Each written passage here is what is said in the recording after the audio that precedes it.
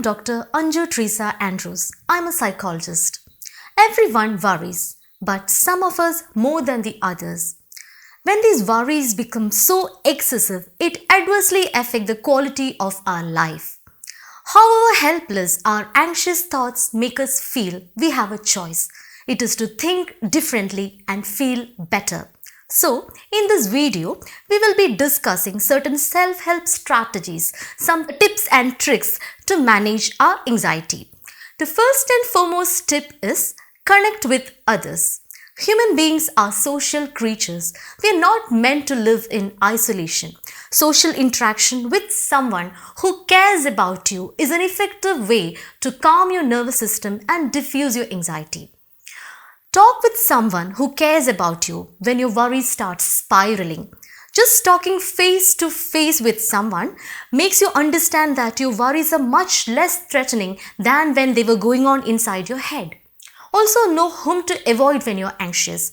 Talking about your worries and anxieties to someone who would feed into your anxieties is obviously a bad idea. For example, if your mother is a chronic worrier, she's not the best person to talk to when you're extremely anxious, no matter however close you two are.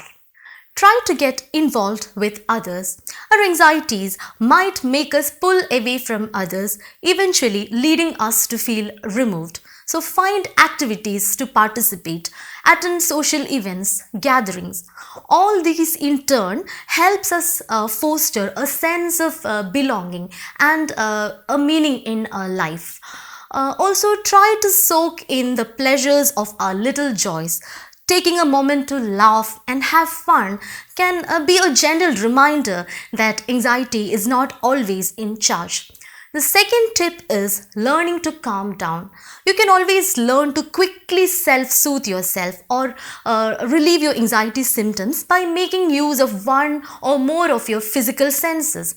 You can use sight, looking at a beautiful view or a picture that makes you calm down or helps you relax. It can be a family photo or looking at funny clips on internet. You can use sound, listening to soothing music. It can be live or recorded sounds.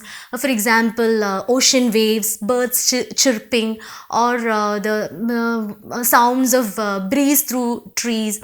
Also, you can use smell, light a scented candle, smell a flower from your garden, or spritz on your favorite perfume. Touch. Give yourself a neck or hand massage, cuddle with a pet, hug your loved one, or you can wrap yourself in a soft blanket. Taste.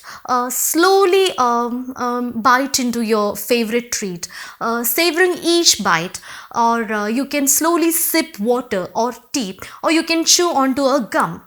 Movement, go out for a walk, or simply jump up and down in the room, gently stretch.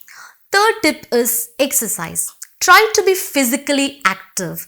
Exercise relieves tension, reduces stress hormones, boosts feel-good chemicals such as serotonin and endorphin. It physically changes our brain in ways that makes it less anxiety prone and more resilient. For added benefits, you can add into the elements of mindfulness into your workout. Rather than simply spacing out or focusing on to your anxious thoughts, you can focus on to how your body feels as it moves. You can focus onto the sensation of your feet hitting on the ground or the rhythm of your breath. The fourth tip is learning to see your worries in a new light. Most of the time we believe that our worries or our stresses come from outside, that is from certain events or certain situations or from other people.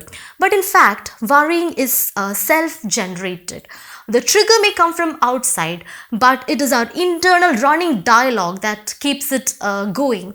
Most of the time, by worrying, we believe that we are solving a problem, but then the problem has not yet happened, or we're simply obsessing over worst case scenarios.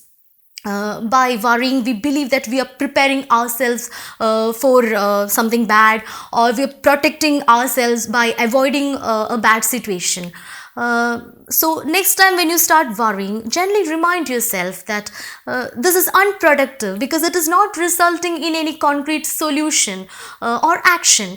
So once we give up this idea that worrying somehow helps us, we would seek better alternatives for handling our problems.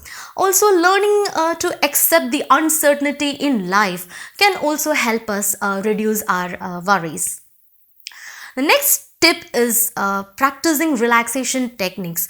It could be deep breathing, yoga, meditation, whatever works for you. The sixth tip is adopting a balanced lifestyle. Try to get enough sleep. Our anxieties and worries can deprive us of our sleep, but lack of sleep can also contribute to anxiety. So create a healthy nighttime routine which helps us relax and prepares us for quality sleep. You can give yourself gentle stretches, you can read, switching off mobile, switching off TV at least 1 hour before you go to bed can always prepare your mind and body for rest, and thus ensure good sleep. Cut back or limit the intake of caffeine. Cut back on caffeinated beverages such as soda, coffee. Also avoid use of alcohol and nicotine. Having a few drinks might temporarily relieve us of our anxiety, but once the alcohol wears off, our anxiety symptoms are in fact worsened. And finally, try to eat healthy. Foods do not contribute to anxiety, but then making good food choices can help you have a good mental and physical health. Going on for long without having food can result in low blood sugar, which can in turn make you anxious and irritable, which is very much true in my case. So start with breakfast, continue with regular meals. Also cut back on refined carbs and sugars.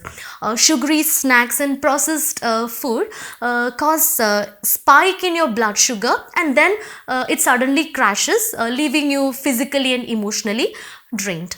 These are some measures which can help you manage your anxiety and reduce your worries. But even after trying all these self-care tips and measures, if you're unable to keep your anxiety at bay, then you should seek help from a mental health professional.